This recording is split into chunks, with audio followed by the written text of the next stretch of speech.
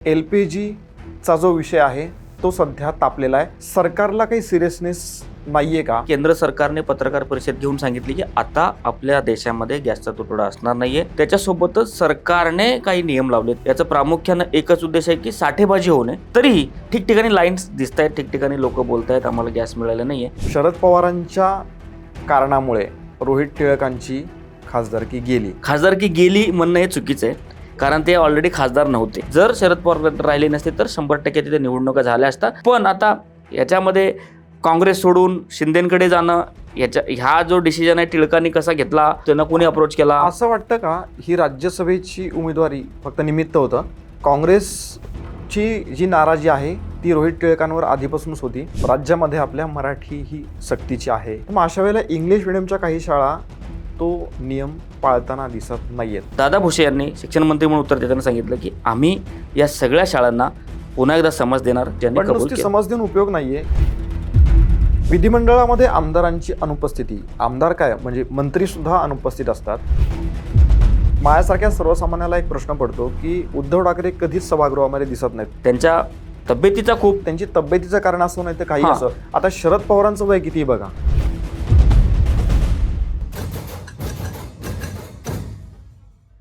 नमस्कार, political mood या आपल्या विशेष कार्यक्रमामध्ये आपल्या सगळ्यांचं स्वागत. राजकारणातल्या ट्रेंडिंग टॉपिक्सवरती आपण आपल्या या विशेष कार्यक्रमामध्ये चर्चा करत असतो आणि सविस्तर विश्लेषण करत असतो.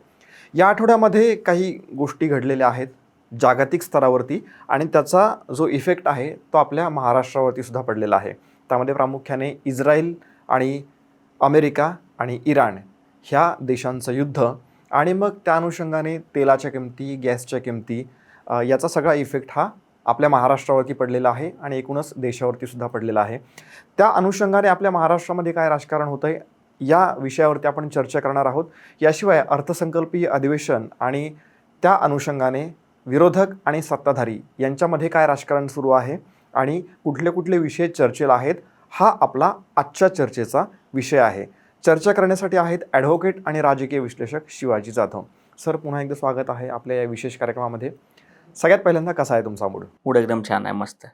ओपनिंगलाच मी जसं सांगितलं की जागतिक स्तरावरती मोठी समस्या निर्माण झालेली आहे आणि त्याचा इफेक्ट हा आपल्या भारतावरती आणि त्यातही विशेष करून महाराष्ट्रावरती झालेला आहे. पेट्रोल डिझेलच्या किमती अजून वाढलेल्या नाही आहेत, पण LPGचा जो विषय आहे तो सध्या तापलेला आहे. गॅसच्या किमतीचा भडका उडालेला आहे आणि गॅससाठी लोक लाईन लावत आहेत आणि भांडणं होत आहेत आणि खूप गोष्टी होत आहेत. तर हे सगळं होत असताना सरकारला काही सिरियसनेस नाही आहे का, हा माझा प्रश्न आहे पहिला. नाही बाब, मुळात आपण पाहता थोडंसं जाणवतंय, लोक आपल्याकडचं संपलं तर अचानक उद्या आपल्याला मिळणार नाही याची खबरदारी म्हणून लोक ऑलरेडी अधिकचं किंवा आपल्याकडे एखादं घेऊन ठेवण्याचे प्रयत्न करतायत. आणि असं झालं नाही आतापर्यंत की एखाद्याकडे गॅसच नाहीये आणि त्याची तारांबळ झाली, असं नाही झालंय. पण लोक एक सावधानता म्हणून आपल्याकडे ठेवण्यासाठी ते लोक लाईनला लागतात आणि घेतात. एक हा प्रश्न झाला. आणि केंद्र सरकारने पत्रकार परिषद घेऊन सांगितली की आता आपल्या देशामध्ये गॅसचा तुटवडा असणार नाहीये. जितक्या प्रमाणामध्ये आपल्याला हवं असतं तेवढं आपल्याला येतोय आणि जातो, त्याचं प्रोडक्शन पण होतोय. आता काल पत्रकार परिषद घेतली त्यामुळे आता ह्याचा परिणाम हळूहळू आपल्याला दिसेल येणाऱ्या काळामध्ये. पण त्याच्यासोबतच सरकारने काही नियम लावलेत की किती दिवसाच्या नंतर आपण गॅस घ्यायचे, शहरी लोकांनी किती दिवसानंतर घ्यायचं, ग्रामीण भागातील लोकांनी किती दिवसानंतर घ्यायचं. याचं प्रामुख्यानं एकच उद्देश आहे की साठेबाजी होऊ नये. साठेबाजी झाल्यामुळे इतर ज्या लोकांना गरज आहे त्या लोकांना मिळणार नाही याची खबरदारी घेण्यासाठी सरकारने काही नियम लावलेत. पण सामान्य ग्राहकांमध्ये, सामान्य लोकांमध्ये थोडीशी चिंता आहे की आपल्याला मिळालं पाहिजे, आपलं संपलं तर आपलं काय होईल ही चिंता आहे. पण ज्यांचं संपलं त्यांना मिळते. मी माझं स्वतःचं उदाहरण देतो. आम्ही ऑर्डर केलेलं, लागले त्याला नेहमीपेक्षा जास्त दिवस लागले पण तो आलेला आहे. त्यामुळं आता एवढं चिंतेचा विषय नाहीये आता आपण म्हणू शकतो, कारण का सरकारने पण त्याची ग्वाही दिलेली आहे. तरीही ठिकठिकाणी लाईन्स दिसत आहेत, ठिकठिकाणी लोक बोलत आहेत आम्हाला गॅस मिळाला नाहीये. याच्यावरती सरकारने वेळेवरती नियोजन करून जिथं जिथं ते पुरवठा जे डीलर आहे, डीलरना ताकीद दिली पाहिजे. डीलरनी साठेबाजी केली नाही पाहिजे, डीलरनी अगदी वेळेवर दिलं पाहिजे, किंवा मग जो 2 सिलेंडरचा गॅप आहे तो गॅप बघूनच त्या डीलरनी ठरवलं पाहिजे. कारण त्यांच्याकडे अगोदर एखाद्या ग्राहकांनी कधी कुठल्या तारखेला घेतले त्या तारखेचा जर साधारणतः त्यांनी मागच्या 2-4 महिन्यापासून त्याचा जो वापर आहे, कोणाचं 30 दिवस, कोणाचं 40 दिवस, कोणाचं 25 दिवस वापरतात, ते वापर आणि त्या 2 सिलेंडरचा गॅप लक्षात घेऊनच पुढचा सिलेंडर देण्याचं ग्राहकाला नियोजन करावं त्या डीलरनी. आणि डीलरवर संपूर्णतः नियंत्रण सरकारने केलं पाहिजे, जेणेकरून येणाऱ्या काळामध्ये लोकांना त्याची गैरसोय होणार नाही. नाही, गैरसोय होणार नाही तुम्ही म्हणता ते बरोबर आहे, पण तरी सुद्धा गैरसोय होती आणि माध्यमांमध्ये हे सगळं दाखवलं जाते आणि सर्वसामान्यांच्या प्रतिक्रिया पण तशा येत आहेत. हे आता घरगुतीचं तुम्ही सांगितलं, पण व्यावसायिक सिलेंडरचा एक वेगळा प्रॉब्लेम क्रिएट झालेला आहे सध्या. आणि व्यावसायिक जे आहेत ते त्रस्त झालेत. त्यांचं म्हणणं आहे की आमचे ग्राहक आमच्यापासून दुरावले जात आहेत आणि आम्ही ग्राहकांना त्यांना जशी सेवा हवी आहे ती आम्ही देऊ शकत नाही आहेत.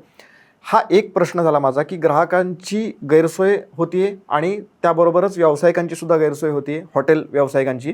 आणि त्यामध्ये छगन भुजबळांचं एक वक्तव्य आलेलं आहे की तुम्ही रॉकेल किंवा केरोसिनचा पर्याय तुम्ही निवडा. तर हे कितपत योग्य असं वाटतं? नाही बा, ज्यावेळेस अशा एखाद्या गोष्टीची कमतरता भासते किंवा एखादा शॉर्टेज असतो, त्यावेळेस सरकारला काही नियम करावे लागतात. सरकारने प्रायोरिटीवर काय घेतलं? सिव्हिलियन, सिटीजन्स म्हणजे नागरिकांना सरकारने प्राधान्य दिलं. शिवाय जे हॉटेल व्यावसायिक आहेत, हॉटेल व्यावसायिकांना सेकंड प्रायोरिटी त्यांनी दिली. जर नागरिकांना व्यवस्थित पुरवठा होत असेल तर तुम्ही व्यावसायिकांना द्या. कारण नागरिकांना गॅस मिळणे हे अतिशय महत्त्वाचं आहे, त्यांची चूल पेटणे महत्त्वाचं आहे, रॅदर तुम्ही हॉटेल व्यावसायिकांचं. कारण हॉटेल व्यावसायिक 1-2 दिवस हॉटेल बंद झालं तरी साधारणतः जास्त काही फरक पडणार नाही. तेवढे त्या हॉटेल इकोसिस्टीममध्ये काम करणाऱ्या लोकांवर फरक पडणार आहे. पण जर सिव्हिलियनला गॅस देण्यापेक्षा हॉटेल्स व्यावसायिकांना जर गॅस दिलं तर त्याचे परिणाम अधिक होतील सिव्हिलियन्सवर. त्यासाठी सिव्हिलियन्सला त्या ठिकाणी प्राधान्यक्रम दिलंय. म्हणूनच सरकारने काही थोडं गॅस देताना व्यावसायिकांना दुय्यम प्राधान्य द्या आणि सिटीजन्सला प्रथम प्राधान्य द्या, त्यांना आधी द्या, असं त्या ठिकाणी नियम लावले. पण आता ती पण परिस्थिती हळूहळू आटोक्यात येते, सगळ्यांना मिळते. त्याला अजून मार्ग म्हणून व्यावसायिकांनी इलेक्ट्रिकच्या वस्तू आणलेत, इलेक्ट्रिकचे सगळ्या गोष्टी. पण इलेक्ट्रिकच्या वस्तूंचा पण तुटवडा होतोय, म्हणजे इंडक्शन किंवा अजून जे काही पर्यायी आहे इलेक्ट्रिक शेगडी वगैरे, त्याचं पण हे नाही. कसं आहे ना, आता किमती पण वाढल्यात. ज्यावेळेस गॅस होतं त्यावेळेस इलेक्ट्रिकच्या इंडक्शन वगैरेची काही गरज नव्हती, त्यावेळेस खप त्याचं कमी असेल. आता अचानक गॅसच्या सगळ्या गोष्टी झाल्या, त्यामुळे आता प्रत्येक जणाला आता इंडक्शन घेण्याचे, इलेक्ट्रिक वस्तू घेण्याचे त्या ठिकाणी ओढ लागली असेल. आता तो पुरवठाच नसेल त्यांच्याकडे, त्यामुळं तो तुटवडा दिसणारच आहे. पण असा पण आशा करू की येणाऱ्या काळामध्ये इतकी सगळी तारांबळ होणार नाहीये आणि सगळ्या गोष्टी सुरळीत होतील. सरकारने पण याच्यामध्ये लक्ष घालावं. आणि तुम्ही बोललात छगन भुजबळांचं, तर भुजबळांनी हे सर्वसामान्य लोकांसाठी केरोसिन, रॉकेल वापरायला सांगितलं नाही. त्यांनी हॉटेल व्यावसायिकांना पर्याय आहे असं त्यांनी बोलताना सांगितलं, चर्चा करताना, की हॉटेल व्यावसायिकांनी जर गॅसऐवजी जर केरोसिन वापरलं तर काय होईल. हॉटेल व्यावसायिकांनी त्याच्यावरती बोलताना बोललं की ते थोडंसं डेंजरस आहे. संयुक्तिक वाटतो तो सध्या पर्याय नाही, पण आता सध्या तरी प्राधान्यक्रम आपला नागरिकांना सगळ्या सुविधा पुरवणं असणार आहे. त्यामुळे हॉटेल व्यावसायिकांना जर रॉकेलचं ऑप्शन जर एक शोधत असतील, कसं असतं की आपण एखाद्या संकटामध्ये आलो, आपण एखाद्या अडचणीमध्ये आलो, तर आपण त्याच्यातून निघण्याचा मार्ग शोधतो. तर त्याच्यापैकी एक मार्ग हा छगन भुजबळांनी सुचवला की बाबा रॉकेल किंवा आपण केरोसिन जर वापरले व्यावसायिकांनी, तर पुढं चालून गॅसचे जो काही आपल्याला शॉर्टेज भासतो तो त्याची कमतरता आपल्याला भासणार नाही. रॉकेलवर आणि केरोसिनवर काम भागेल का, असं एक ऑप्शन त्या ठिकाणी त्यांनी शोधलं. जसं गणेश नाईकांनी बिबट्याला हे करताना शेळ्याचं ते ऑप्शन दिलेलं, तसं हॉटेल व्यावसायिकांनी केरोसिनचा वापर आपण कसं करायचं का, हे आपण संकटात अडकताना वेगवेगळे एक डोक्यामध्ये कल्पना येतात. तर काही कल्पना कामाच्या असतात, काही कल्पना कामाला येऊ शकत नाहीत, पण ते येतात तरी डोक्याच्या, म्हणजे आपण त्याचा विचार करू शकतो का, असं त्या ठिकाणी पत्रकार परिषदेमध्ये बोलताना त्यांनी सांगितलं. आता गॅसच्या किमती 40-50 रुपयांनी वाढल्यात, म्हणजे घरगुती गॅसच्या, आणि व्यावसायिकच्या तर अजूनच वाढलेल्या आहेत. ह्या किमतीमध्ये अजून वाढ होईल असं वाटतंय जर शॉर्टेज? आता ते संपूर्णतः सरकारवर डिपेंड आहे. सरकारने जर डीलरला ताकीद दिली, डीलर्सला, एजंट्सला जर त्यांनी सगळे नियम काटेकोरपणे पार पाडायला सांगितलं, तर काय होईल की काही डीलर आणि काही एजंट्स मुद्दामून साठा राखून ठेवतात किंवा मग डिले करतात, जेणेकरून नागरिकांमध्ये पॅनिक सिच्युएशन निर्माण व्हावी आणि मागेल ते दाम त्यांना मिळावं. ह्या सगळ्या गोष्टी जर आटोक्यात आणल्या सरकारने, तर रेट्स एवढे काय खूप वाढणार नाहीत. तरीही अजून ती परिस्थिती, युद्धाची परिस्थिती अजून सुरूच आहे. ते अजून जेवढ्या मोठ्या प्रमाणामध्ये आपल्याला हवं आहे तेवढ्या प्रमाणात जर येत असेल तर काही प्रॉब्लेम नाही. जर ते तिकडून जर शॉर्टेज होत असेल तर किमती वाढण्याची शक्यता आहेत. ठीक आहे, म्हणजे थोडक्यामध्ये सध्याची कंडिशन अगदीच क्रिटिकल झालेली नाहीये. हा, सरकार काही ना काहीतरी सगळं उपाय- खबरदारी म्हणून सगळं आपापल्या वतीने प्रयत्न करत आहेत. आपणही अपेक्षा करूया की ही परिस्थिती लवकर सामान्य होईल सरकारच्या भाषेमध्ये. Yes yes. आता राज्यातल्या राजकारणामध्ये येऊया, हार्डकोर पॉलिटिक्स. राज्यसभेच्या अनुषंगाने एक प्रश्न आहे. शरद पवारांच्या कारणामुळे रोहित टिळकांची खासदारकी गेली आणि त्यांनी काँग्रेस पक्ष सोडून आता त्यांनी शिंदेची शिवसेना हा पक्ष जॉईन केलेला आहे. या सगळ्या घटनेकडे कसं बघता? बघा, शरद पवारांमुळे रोहित टिळकांची खासदारकी गेली म्हणणं हे चुकीचं आहे. कारण ते ऑलरेडी खासदार नव्हते. पहिली गोष्ट आपल्याला लक्षात. खासदारकी उमेदवारी असं म्हणायचं हा, तुम्हाला? म्हणजे तेच, जर उमेदवार जरी झाले असते तरी खासदार झाले असते याची पण शाश्वती नव्हती. कारण संख्याबळ जर लक्षात घेता तर शिंदेंना संख्याबळ 2 खासदार इतके त्यांच्याकडे नव्हता. त्यांनाही कुठून तरी संख्याबळ घ्यावी लागली असती. भाजपकडे पण 4 खासदारांचे इतके नव्हतं, त्यांना पण थोडेफार नंबर्स लागले असते. महाविकास आघाडीकडे 1 खासदाराचं संख्याबळ होतं, 1 खासदारापेक्षा थोडंसं अधिकचं संख्याबळ त्यांच्याकडे होतं. त्यामुळे महाविकास आघाडीच्या मतांवरती शिंदेच्या रोहित टिळकांना अवलंबून राहावं लागलं असतं. जर त्यांनी उमेदवारी भरली असती, शरद पवारांनी जर नाही भरली असते, मग शरद पवारांच्या ऐवजी महाविकास आघाडीने दुसरा उमेदवार दिला असता. आपण एक्झाम्पल पकडूया, प्रियंका चतुर्वेदी दिला असता किंवा एखाद्या काँग्रेसच्या कुठल्या नेत्याने दिलं असतं, तर हे मतदान झालं असतं आणि त्या मतदानाच्या नंतर मग ते सगळ्या गोष्टी ठरल्या असत्या. पहिली गोष्ट, रोहित टिळक हे लोकमान्य टिळकांचे 5व्या जनरेशनचे ते आहेत. टिळक स्मारक समितीचे ते व्हाईस प्रेसिडेंट आहेत, ट्रस्टी आहेत. त्यामुळं मागच्या काही वर्षापासून ते काँग्रेसकडे काम करत आलेत.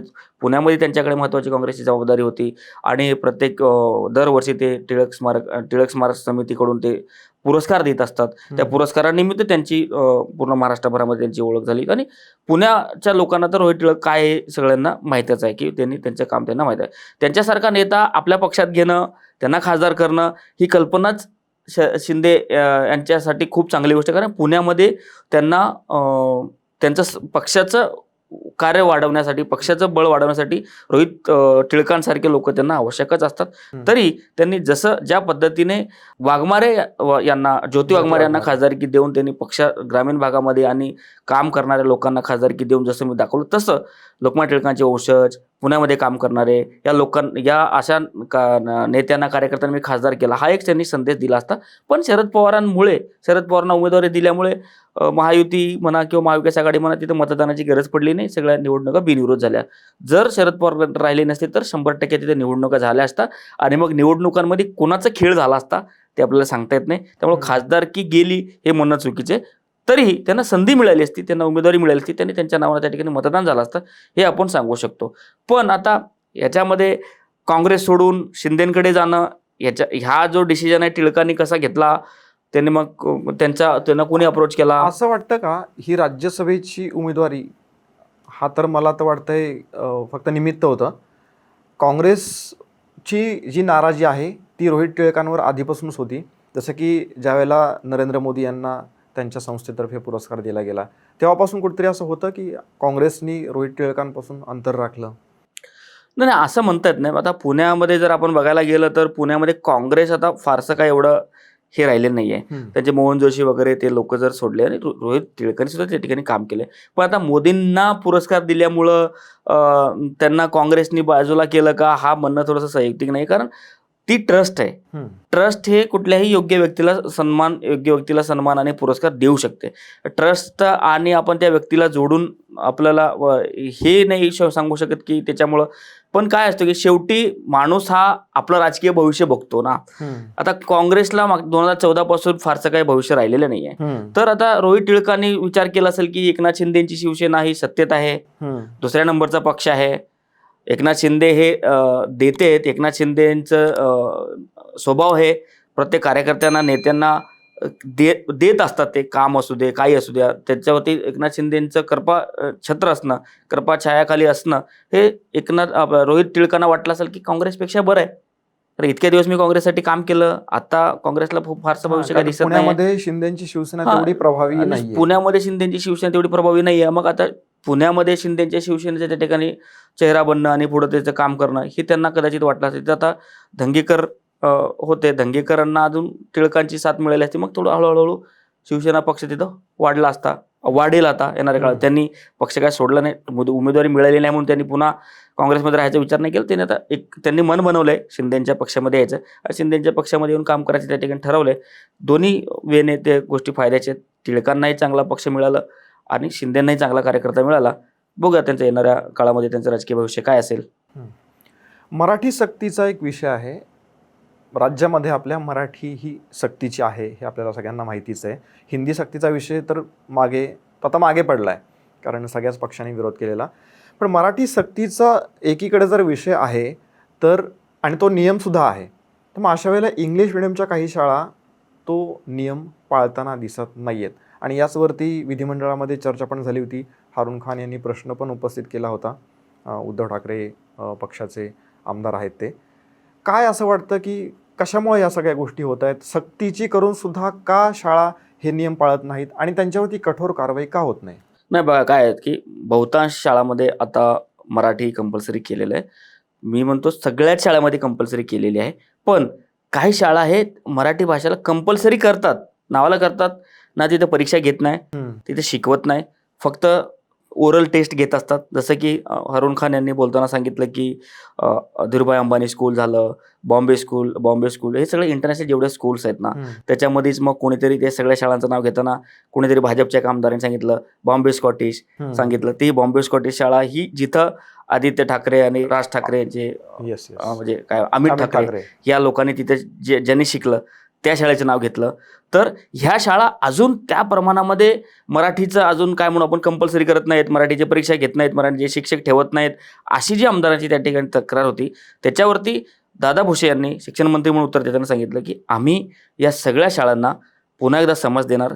जे शाळा मराठी भाषेला कंपल्सरी करत नाही त्या शाळेला आम्ही समज देऊ, त्यांना सांगू तुम्ही मराठीची परीक्षा घ्या. जर परीक्षा असेल तर मराठीचे शिक्षक लागेल तर मराठी भाषिक मुलांना तिथे त्या ठिकाणी नोकरी मिळेल. हा जो सर्कल आहे, हा जो लूप आहे तो कंप्लीट होईल जर त्यांनी मराठी भाषा विद्यार्थ्यांना कंपल्सरी केली, मराठी भाषेची परीक्षा घेतली, लेखी तोंडी त्यांनी जर घेतली परीक्षा, तरच मराठी भाषा कंपल्सरी असं म्हणावं लागेल. फक्त तोंडीला त्या ठिकाणी किंमत नाही. आणि मराठी भाषा हा त्या मुलाच्या मार्कशीटवर आलं पाहिजे. मराठी भाषेला इतके मार्क घेतले तर तुम्ही पास होणार, असं जोपर्यंत येणार नाही तोपर्यंत हे शाळा त्याला गंभीर्याने घेणार नाही. इंटरनॅशनल शाळा असतात, त्यांचे अभ्यासक्रम ICSE वगैरे इंटरनॅशनल बोर्डाचे त्यांचे अभ्यासक्रम असतात, त्याच्यामध्ये मराठीला थोडंसं कमी लेखतात का अशी आमदारांची भावना होती. पण शिक्षण मंत्र्यांनी काल आश्वासन दिले की या सगळ्या शाळांना समज देऊन आणि तिथं मराठी मुलांना मराठी शिक्षक म्हणून घ्या आणि मुलांना लेखीमध्ये कंपल्सरी करा, असं त्या ठिकाणी समज देण्याचे दादा भुसे यांनी कबूल केलं. समज देऊन उपयोग नाहीये खरं तर. अशा शाळांवरती म्हणजे ज्या शाळा सरकारचे नियम पाळत नाहीत त्यांच्यावरती कठोर कारवाई व्हायला 100% या मताशी सगळे संमत आहेत. सभागृहामध्ये जितके पण आमदार होते सर्व पक्षीय आमदारांनी एकाच सुरामध्ये त्या ठिकाणी सांगितलं की त्या शाळांवरती कारवाई झाली पाहिजे आणि त्या शाळांमध्ये या मराठी सक्तीच्या नियमाची अंमलबजावणी काटेकोरपणे झाली पाहिजे, याच मताचे सर्व आमदारांनी त्या ठिकाणी सांगितलं. कारण सर्व पक्षातल्या आमदारांनी ही लक्षवेधी त्या ठिकाणी मांडली होती आणि त्याच्यावरती सगळ्यांनी बोललं सुद्धा आहे. हे सगळे नियम करून सुद्धा असं वाटत नाही मराठीची गळचेपी होतीये. कारण आता एक फिनिक्स मॉल, मुंबईतल्या फिनिक्स मॉलमध्ये एक प्रदर्शन भरलं होतं पुस्तकांचं. तर त्या पुस्तकांच्या प्रदर्शनामध्ये एकही मराठीचं पुस्तक नव्हतं.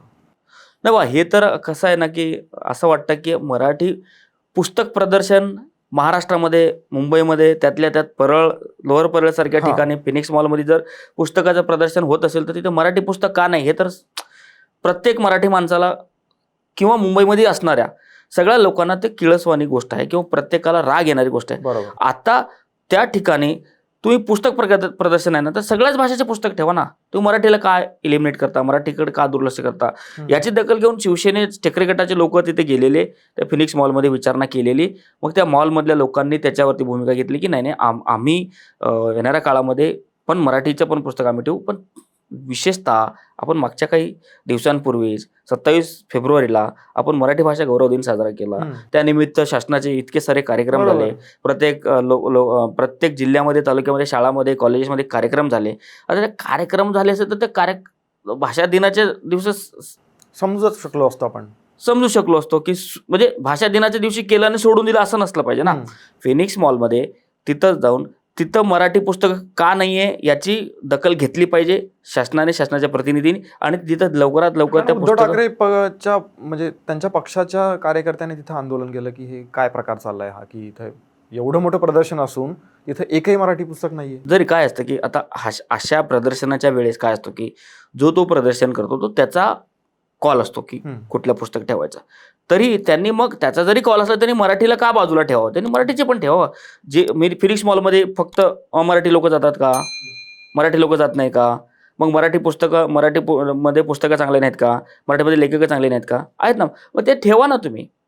तुम्ही पूर्णपणे जर निग्लेक्ट करत असाल तर हे चुकीचं आहे, कुठं ना कुठं तरी चुकीचं आहे.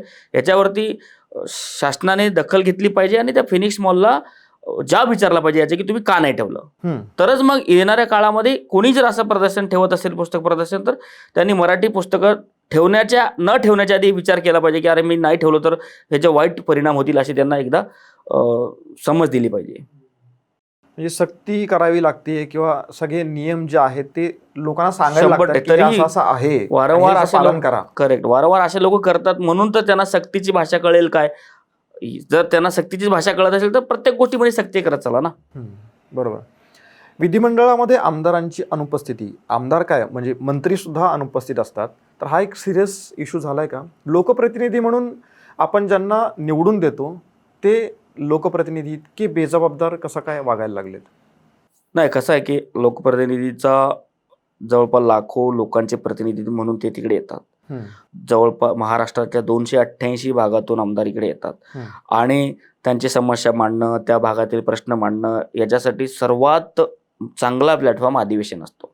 आता हा तर विशेषतः अर्थसंकल्पीय अधिवेशन आहे. अर्थसंकल्पीय अधिवेशनामध्ये तर सगळ्या तरतुदी, अर्थमंत्र्यांशी बोलणं, मंत्र्यांशी बोलणं, त्या विभागाच्या त्या जिल्ह्याच्या पालकमंत्र्यांशी बोलणं, आपल्या जिल्ह्यामध्ये कुठले प्रकल्प येऊ शकतात, कुठले प्रकल्प येऊ शकत नाहीत, आपल्या जिल्ह्यामध्ये समस्या कोणत्या आहेत, त्या समस्या सोडवण्यासाठी काय केलं पाहिजे, या सगळ्या गोष्टीचं एक माध्यम म्हणजे विधान भवन आहे, विधिमंडळ आहे, आणि तिथं तुम्हाला अधिवेशनादरम्यान सगळ्या गोष्टी बोलाव्या लागतात. जर तुम्ही या सगळ्या गोष्टीमध्ये जर तुम्ही बोलणार नसाल, या सगळ्या गोष्टी जर तुम्ही तिथं अधिवेशनाच्या दरम्यान सभागृहात नसणार आहेत, तुम्ही प्रश्न मांडणार नाहीयेत, मग तुम्हाला जे 1.5 लाख 2-2 लाख लोकांनी मतदान करून त्या लोकांनी जे तुम्हाला प्रतिनिधी म्हणून पाठवलेलं आहे, त्या लोकांचं कुठेतरी निराशा होतो ना. त्यांचे प्रश्न तुम्ही मांडत नाहीयेत. बरं, काल संडे पण नव्हता, सॅटर्डे पण नव्हता, फुल वर्किंग डे होता, शुक्रवार होता. शुक्रवार हा फक्त शुक्रवारचा प्रश्न नाही, हा पूर्ण अधिवेशन दरम्यानचाच हा प्रश्न त्या ठिकाणी उचलला गेला आहे. विशेषतः रवींद्र चव्हाण यांचं कौतुक केलं पाहिजे. भाजपचे ते प्रदेशाध्यक्ष आहेत, त्यांनी त्यांच्या पक्षातल्या आमदारांना, मंत्र्यांना समज दिली की अरे तुम्ही इतक्या लोकांमधून निवडून येता, लोकांची तुमच्याकडे अपेक्षा असतात, लोकांचे प्रश्न तुम्ही मांडणार म्हणून तुमच्याकडे डोळे असतात, तुम्ही जर सभागृहात उपस्थित नाहीत. म्हणून भाजप हा लोकांची काळजी करणारा पक्ष आहे. आपल्या मंत्र्यांना आणि आमदारांना समज द्यायला सुद्धा ते मागपुढे बघत नाहीत. उलट नाही, तुम्ही म्हणताय की लोकांचा विचार करणारा भाजप हा पक्ष आहे, पण सगळ्यात जास्त मंत्री तर भाजपचेच आहेत आणि विरोधकांना हा प्रश्न उपस्थित करायला लागतोय की आम्ही एवढी समस्या किंवा एवढे प्रश्न आम्ही मांडतोय आणि त्याची उत्तर द्यायला मंत्री नाहीयेत जागेवर. पक्षातलेच आमदारांनी, सुधीर मुनगंटीवारांनीच अनेक वेळेस प्रश्न उपस्थित केले की मंत्री महोदय नसताना आम्ही काय बोलायचं, मग आम्ही कोणाला बोलायचं, ह्या सगळ्या गोष्टी तिकडे येतात. मला याच्यावरून हे सांगायचं की त्यांनी दखल घेतली आणि आमदारांना समज दिली, ही पण त्यातल्या त्यात एक मोठी गोष्ट आहे. आता हे आमदारांना समज दिल्यानंतर येणाऱ्या आता जितके दिवस राहिले, 25 तारखेपर्यंत अधिवेशन आहे, 25 तारखेपर्यंत तरी आमदारांनी 100% आपली उपस्थिती तिथं ठेवण्याचा प्रयत्न करावा आणि आपल्या मतदारसंघातील जे प्रश्न आहेत, राज्य पातळीवरचे जे प्रश्न आहेत ते तिथे बोललं पाहिजे. त्याच्यावरती मंत्र्यांकडून, आमदारांकडून, मंत्र्यांवरती, पालकमंत्र्यांकडून, त्यांच्याकडून त्याच्यावरती उत्तर घेतलं पाहिजे, काम करून घेतलं पाहिजे. हा अधिवेशनाचं काम आहे ना. बरं, अधिवेशनासाठी त्यांना वेगळे भत्ते मिळतात. तुम्ही अधिवेशनाचे भत्ते घेणार आणि सभागृहामध्ये असणार नाही, प्रश्न मांडणार नाही, तर मग तो शासनाचा पैसा व्यर्थच आहे ना. त्याचं उत्तरदायित्व कुठंतरी, शासनाचा पैसाही वाया जाईल आणि लोकांची निराशा, लोकांचे प्रश्न पण तिथं येणार नाहीत, त्याच्यावरती उत्तर पण येणार नाहीत. मग अधिवेशन ठेवून काय उपयोग आहे? हा अतिशय गंभीर विषय आहे. प्रदेशाध्यक्ष रवींद्र चव्हाण साहेबांनी अतिशय चांगला मुद्दा उचलला. त्यांना समज पण दिली, मंत्र्यांना सुद्धा समज दिली. इतर पक्षातील लोकांनी याची काळजी घेतली पाहिजे. सर्वात मोठं उदाहरण सभागृहामध्ये अब्सेंट राहायचं, सभागृहामध्ये कामकाजामध्ये जास्त भाग न घ्यायचा माझे मुख्यमंत्री उद्धव ठाकरे आहेत. 2020 पासून ते विधान परिषदेचे सदस्य आहेत. जवळपास 6 वर्ष होत आलेत. मला नाही वाटत की 6 तास पण ते विधान परिषदेमध्ये बसले असतील. आकडा कमी जास्त होऊ शकतो, पण त्यांची उपस्थिती खूप कमी असते, नगण्य असते. कुठल्याही कामकाजामध्ये ते भाग घेत नाही. कारण काय त्याचं काय? आता असं वाटतं की ते बाळासाहेब एक मोठा पक्ष चालवतात, बाळासाहेबांचे वारस आहेत. मग बाळासाहेब सक्रिय राजकारणामध्ये नव्हते, त्यांना कदाचित वेळ नसेल की सभागृहामध्ये जाऊन बसायचं. मग त्यांच्याकडे याच्यापेक्षा अधिक प्रायोरिटीचे कामं असतील. मला, तुम्ही, मी आणि इतर कोणीही जरी असलं ते तुम्ही सभागृहाचे सदस्य असला ना, तर तुमच्या प्रायोरिटीवर सभागृहाचे काम असलं पाहिजे.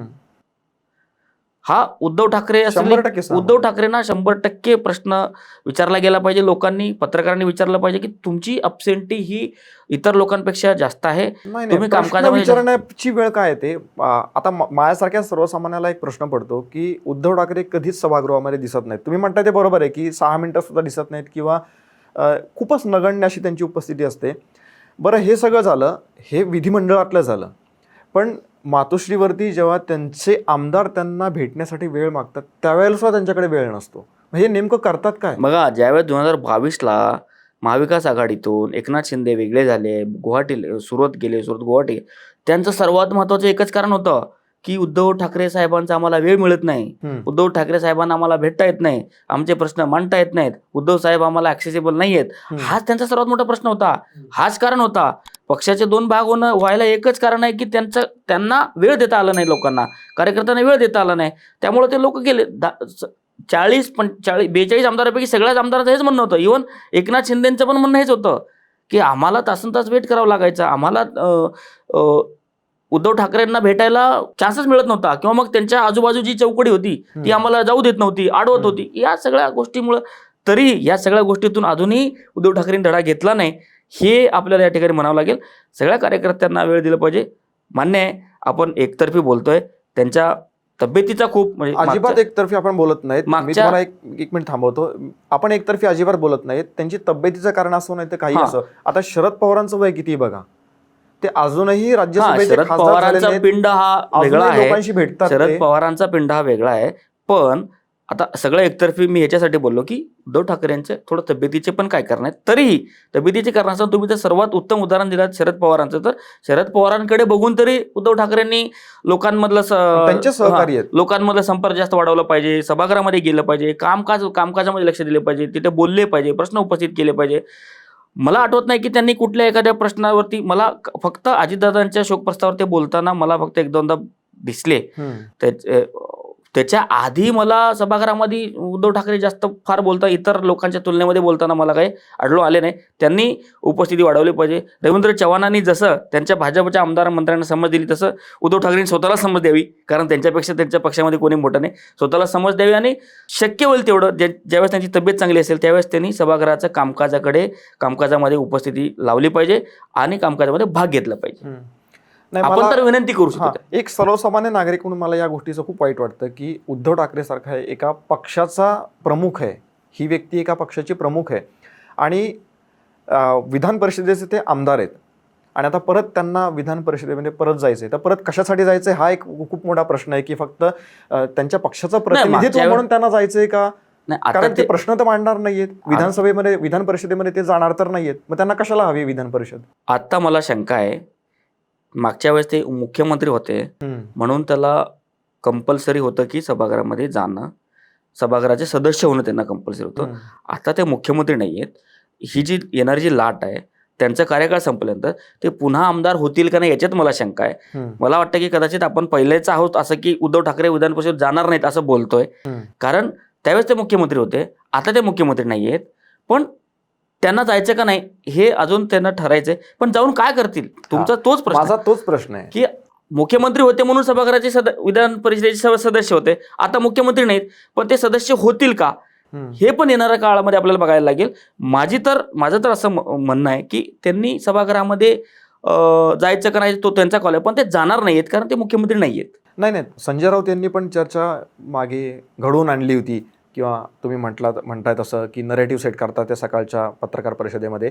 ते असं म्हटले की विधान परिषदेमध्ये उद्धव ठाकरेंनी असावं असं सगळ्यांचं मत आहे. त्यात सगळे म्हणजे कोण हे त्यांनाच माहिती. त्यांनी उद्धव ठाकरे साहेबांना विचारलं का हे आधी हा, हे आधी हा एक बघायला लागेल. प्रश्न आहे. कारण मागच्या मी आता परत होईल, पण ते सभागृहाचे सदस्य असणं त्यावेळेस कंपल्सरी होतं. आता त्यांना कंपल्सरी नाहीये. हे संजय राऊतांनी एकदा लक्षात घेतलं पाहिजे. बरोबर. याच अनुषंगाने एक शिवसेनेशी रिलेटेड प्रश्न आहे की शिवसेनेची पक्ष आणि चिन्हाची जी काही सुनावणी आहे ती वरचेवर लांबत चालली आहे. आता ती सुनावणी सुरू झाली आहे, पण निकाल लागेल असं वाटतं का? याच्यावरती गुरुवारी सुनावणी झाली. दोन्हीकडच्या वकिलांनी सांगितले की आम्ही सुनावणीला तयार आहोत. माननीय न्यायालयाने दोघांचे लेखी जे काही पॉईंट्स असतील ते पॉईंट्स घेतलेत. ते पॉईंट्स वाचून न्यायालय ठरवेल की कुठल्या तारखेला पूर्ण त्याच्यावर सुनावणी होईल. सुनावणी झाल्यानंतर पुन्हा त्याच्यावरती काय म्हणू आपण निकाल लागेल. तो अजून लांबणीचा आहे, लांब गोष्ट आहे. आता हल्लीच इतक्या लवकर त्या गोष्टी होणार नाहीत. पण मुळात काय की ज्या राहुल नार्वेकरांनी म्हटलं शिवसेना ओरिजिनल एकनाथ शिंदेचे, निवडणूक आयोगाने एकनाथ शिंदेच्या याला धनुष्यबाण दिलं. त्याच्यावरती उद्धव ठाकरे साहेबांच्या पक्षाने तिथं याचिका दाखल केली की शिवसेना पक्ष ओरिजिनल एकनाथ शिंदेचा नाहीये आणि निवडणूक आयोगाने जो चिन्ह दिलं तो पण त्यांना देऊ नये. निवडणूक आयोगाने सांगितलं की तात्पुरत्या स्वरूपामध्ये हे तुम्हाला वापरायला देतो. येणाऱ्या काळामध्ये ज्यावेळेस पण निकाल लागेल, जो पण निकाल लागेल त्या निकालाला एकनाथ शिंदेचा पक्ष बांधील आहे. कारण तो पक्ष जर चिन्ह धनुष्यबाण जर त्यांना दिलं तर तो पुढे कंटिन्यू राहील, नाही दिलं तर तो त्यांना सोडावा लागेल. चिन्ह आणि पक्षाची मान्यता याच्यावरती ती जी याचिका आहे मागच्या 3 वर्षापासून सुरू आहे. अजूनही त्याची काही तारीख आलेली नाही आहे. अंतिम सुनावणी त्याची बाकी आहे. लेखी दोन्ही न्यायालयामध्ये सादर झाले. मान्य न्यायालय तारीख सांगेल, त्या तारखेला सुनावणी होईल आणि येणाऱ्या काळामध्ये त्याचं निकाल पण लागेल. तरी अंदाजे किती दिवस, महिने किंवा नाही, न्यायालयीन प्रक्रियेमध्ये आपण अंदाजे सांगू शकत नाही. त्याची इमर्जन्सी लक्षात घेऊन न्यायालयामध्ये केसेस बोर्डावर येतात. आता सध्या हल्ली काही इमर्जन्सी नाहीये, ना कुठल्या निवडणूक आहेत ना काही गोष्टी आहेत. जवळपास 3.5 वर्ष अजून त्यांच्याकडे वेळ आहे. मागच्या वेळेस निवडणुका होत्या म्हणून तात्पुरता निर्णय दिलं होतं. आता तर निवडणुका नाहीये, त्यामुळं जोपर्यंत मान्य न्यायालयाला समाधान वाटणार नाही दोन्ही बाजू ऐकून, तोपर्यंत निर्णय देणार नाही. ओके, बघूया वाट आपण कधी शिवसेनेचा निकाल लागतोय तो. अजून एक प्रश्न बिबट्याशी, तुम्ही मगाशी बिबट्याचा पण संदर्भ उपस्थित केला. वन्यजीव संरक्षण अधिनियम 1972 नुसार बिबट्याचं वर्गीकरण जे आहे ते अनुसूचित 1 मध्ये आहे सध्या तरी, पण ते अनुसूचित 2 मध्ये करण्याचा विचार चाललेला आहे सरकारचा. तुम्हाला असं वाटतं का की एका गटातून दुसऱ्या गटामध्ये असं वर्गीकरण करता येऊ शकतं का? कारण हे सगळं केंद्राच्या अखत्यारीमध्ये विषय आहे. नाही बघा, काय असतं की मागच्या अनेक दिवसांपासून बिबट्या आणि मनुष्य यांच्यामध्ये, मानवी जीवन यांच्यामध्ये थोडंसं कॉन्फ्लिक्ट दिसतोय किंवा संघर्ष दिसतोय. या संघर्षामध्ये अनेक मुलं जखमी होत आहेत, शेतांमध्ये गेलेले लोक जखमी होत आहेत, काहींच्या तर त्या ठिकाणी निधन पण झालेलं आहे. तर ह्या सगळ्या गोष्टी टाळण्यासाठी काय करता येईल हा सरकारचा प्रयत्न आहे. ह्याच्यामध्ये त्यांनी अजून एक कल्पना लढवली की 50 बिबट्यांना वंतारामध्ये न्यायचं. रिलायन्स फाउंडेशन आहे तिकडे वंतारामध्ये न्यायचं. कारण इकडं जो पुण्या जेजुरी साईडमध्ये जो काही बिबट्यांचा उच्छाद मांडला गेलाय आणि बऱ्याच ठिकाणी म्हणजे विशेषतः त्या ठिकाणच्या 50 बिबट्या तिकडे हलवणार आहे. त्याच्यासोबतच आता अनुसूची 1 मधून अनुसूची 2 मध्ये टाकायचं का हा प्रयत्न सुरू आहे. जर अनुसूची 1 मध्ये असणारे लोक, अनुसूची 1 मध्ये असणाऱ्या प्राण्यांचं त्या ठिकाणी संरक्षण खूप गरजेचं असतो आणि त्याला कायद्यानं खूप तगडं आणि खूप कठोर शिक्षा होतील जर त्यांची शिकार वगैरे झाली तर. अनुसूची 2 मध्ये थोडं हलक्या महत्वाचे किंवा कमी महत्वाचे प्राणी त्याच्यामध्ये टाकणार आहेत. याचा अर्थ असा नाही की बिबट्याची शिकारला परवानगी आहे, बिबट्याची शिकारला परवानगी नाही, पण तो जो नियम आहे, कठोर जी शिक्षा आहे, ते शिक्षेचं प्रमाण थोडंसं कमी होईल, जेणेकरून मानवी जीवनाला जो काही बिबट्यांकडून धोका आहे तो धोका जर कुठं निर्माण होताना दिसला तर तिकडच्या लोकांनी जर एखादं पाऊल उचललं तर त्याच्यावरती इतकी कठोर कारवाई झाली नाही पाहिजे. जसं आपण सिंह आणि वाघाला जर वाघाची आपण शिक्षा केली तर तिथे खूप कठोर शिक्षा आहेत. त्या मानामध्ये आता बिबट्याची एखाद्या वेळेस शिक्षा झाली, या सगळ्या मानवी आणि बिबट्याच्या संघर्षामध्ये ज्या काही, जर एखाद्या बिबट्याचं नुकसान झालं, बिबट्याला मारलं गेलं तर त्याकडच्या लोकांना जास्त काही शिक्षा झाली नाही पाहिजे, त्यांना कायद्याच्या कचाट्यामध्ये अडकवलं नाही गेलं पाहिजे. यासाठी म्हणून हा सरकारचा प्रयत्न आहे. सरकारचं विशेष अभिनंदन केलं पाहिजे की त्यांनी बिबट्याच्या आधी मानवी जीवनाला प्राधान्य देतात, म्हणजे लोकांचं त्या ठिकाणी संरक्षण झालं पाहिजे ही काळजी घेतात. पण त्याचसोबतच बिबट्याचं पण नुकसान नाही झालं पाहिजे म्हणून काही 50 बिबट्यांना वंताराला पाठवतात. आता अनुसूचित 2 मध्ये टाकायचा प्रयत्न करतात. तर ह्याच्यामुळे काय होईल, तो जो संघर्ष आहे तो संघर्ष थोडा कमी होईल आणि मानवांना जो काही नुकसान बिबट्याकडून होतोय तो पण कमी म्हणजे होताना अशा दिसेल. प्रकारचा काहीतरी उपाय काढला पाहिजे की ज्याच्यामुळे वन्यजीव आहेत, जे दुर्मिळ वन्यजीव आहेत, त्यांचं पण रक्षण झालं पाहिजे आणि अर्थातच मानवी जीवन सुद्धा सुरक्षित राहिलं पाहिजे. हां, तर म्हणूनच त्यांचे 2-3 ऑप्शन त्या ठिकाणी त्यांचे सुरू आहेत. अनुसूचित 2 मध्ये टाकला तर फरक पडेल का? किंवा लोकांना थोडीशी मुभा दिली तर चालेल का? किंवा मग लोकांनी याचा अर्थ असा नाही की लोकांनी डायरेक्टच बिबट्या दिसला की त्याला मारलं असं पण नाही झालं पाहिजे. तर ह्या सगळ्या गोष्टी लोकांना कमी नुकसान झालं पाहिजे यासाठी सरकार त्या ठिकाणी प्रयत्न करताना दिसतंय. बघूया सरकारचे प्रयत्न आणि त्याला आपल्यासारख्या सर्वसामान्यांची साथ मिळाली तर ही परिस्थिती सुरळीत होईल असं वाटतं. आज वेगवेगळ्या विषयावरती तुम्ही इथं आलात आणि सविस्तर विश्लेषण केलं त्याबद्दल धन्यवाद. धन्यवाद. प्रेक्षकांनो, आजच्या पॉलिटिकल मूडच्या या विशेष कार्यक्रमामध्ये आपण इथंच थांबणार आहोत. पण नेहमीची आठवण, आमचे व्हिडिओ आवडत असतील तर लाईक करा, शेअर करा, चॅनलला सबस्क्राईब करा. आपल्या चॅनलवरती विविध प्रकारचे व्हिडिओज तुम्हाला बघायला मिळत आहेत आणि तुमचा रिस्पॉन्सही चांगला मिळतो आहे. त्यामध्ये विश्व मराठी साहित्य संमेलनसुद्धा आपण नुकतंच कव्हर केलेलं आहे.